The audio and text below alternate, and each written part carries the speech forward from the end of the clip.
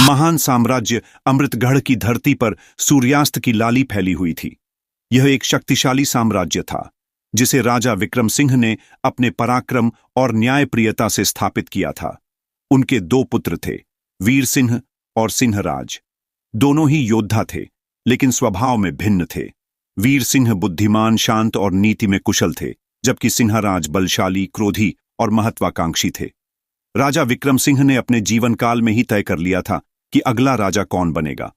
उन्होंने अपने मंत्रीगणों और सेनापतियों की सहमति से घोषणा की, वीर सिंह ही राज्य का उत्तराधिकारी होगा। इस निर्णय से सिंहराज के हृदय में जलन की ज्वाला भड़क उठी। वह यह निर्णय स्वीकार नहीं कर सकता था।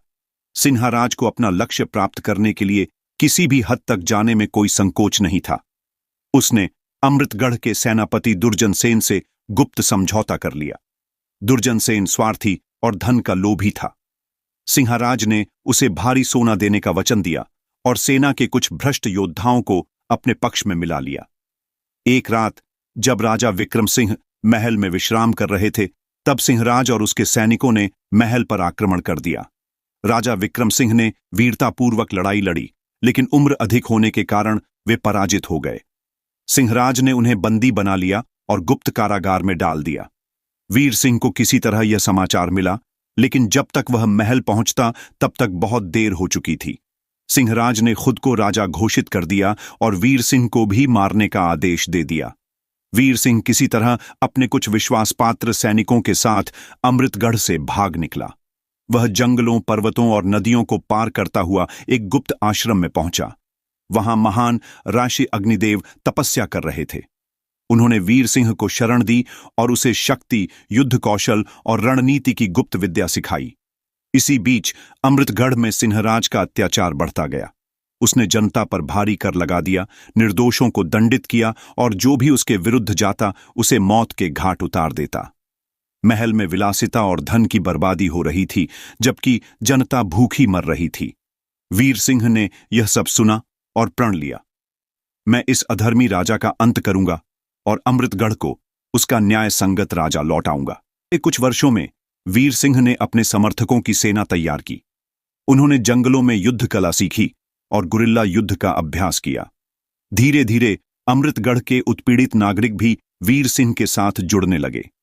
एक रात वीर सिंह ने अपने सैनिकों के साथ एक किले पर आक्रमण किया, जो सिंहराज की सेना के नियंत्रण में था। यह किला रणनीतिक दृष्टि से बहुत महत्वपूर्ण था। युद्ध भयंकर हुआ, लेकिन वीर सिंह की युद्ध नीति और साहस के आगे दुश्मन टिक नहीं सके। किला जीत लिया गया और यह विद्रोह की पहली बड़ी सफलता थी। इस समाचार से सिंहराज क्रोधित हो उठा। उसने अपनी पूरी सेना को वीर सिंह को मारने के लिए भेजा, लेकिन जंगलों में छिपे वीर सिंह और उनके सैनिकों को पकड़ना आसान नहीं था।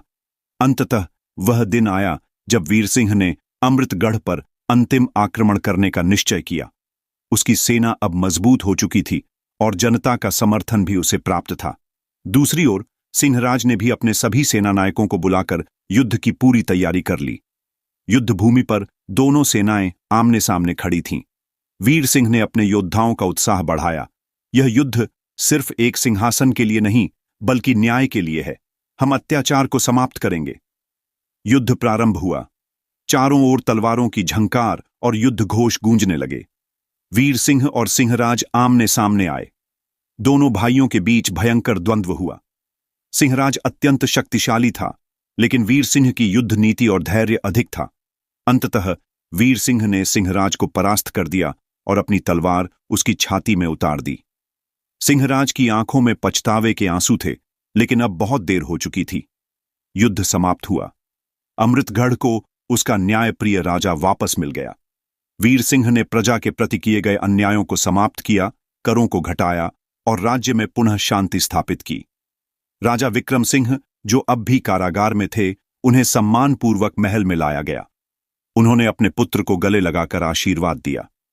वीर सिंह ने सिंहासन संभाल लिया, लेकिन उसने एक महत्वपूर्ण निर्णय लिया। यह सिंहासन अब सिर्फ एक राजा का नहीं रहेगा, बल्कि यह प्रजा का होगा।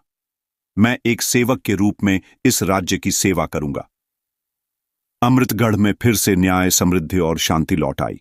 वीर सिंह का नाम युगों युगों तक अमर हो गया। सत्य और न्याय की जीत सदैव होती है।